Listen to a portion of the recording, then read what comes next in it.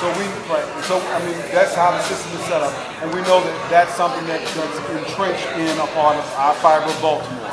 However, understanding we have to accept life-on-life terms doesn't mean that we have to be complacent with the conditions that we're dealing with.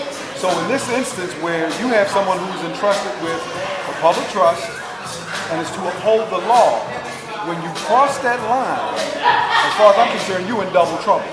Yeah, you're a criminal. You're in double trouble. Because, I mean, you should be a criminal as well. Let's be clear, because if there's no probable cause for you to engage him in a person in the first place, if there's no legal justification for that stop, which ultimately led to you becoming hands-on, where someone's skull was cracked and they're now dealing with some residual brain issues, that is assault in the first degree to me. And you should be prosecuted accordingly.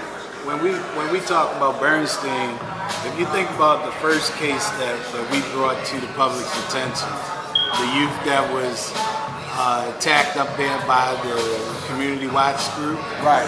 At the least, even if you found them not guilty for anything else, at the least they should have been charged with adult brutality on that youth. You know, because more importantly, they should have been charged with what it was, a hate crime. That's right. Be clear what it is. That's right. When there is when there's a difference in between two cultures, and because of ignorance or a lack of understanding and appreciation for the differences, it is a hate crime, no matter how you slice it. And it should. Well, let's look at it. And is that a state or is that a federal issue? Well, it's something that the state has the authority to address. Yes. Well, at the least it was racial profiling, wouldn't you say? Well, because he was targeted out of anybody else on that street. A black youth walking through that community, and for them to say that he didn't have the right to be there, that was a problem. He shouldn't be in that community. That was a problem. And so when you talk about those kinds of situations, that to me is the ideal case that you say, and I don't care if you're black, white, yellow, indifferent, that is the kind of case that you say, we are a diverse community. That is intolerable and will not be accepted.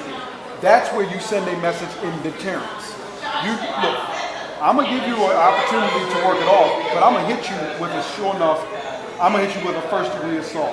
I'm going to hit you with something serious, and I'm going to give you an opportunity to demonstrate that this was an anomaly. This was one of those out of the blue situations that you just exercise poor judgment. But you should be able to do that amongst everybody that's facing the same situation.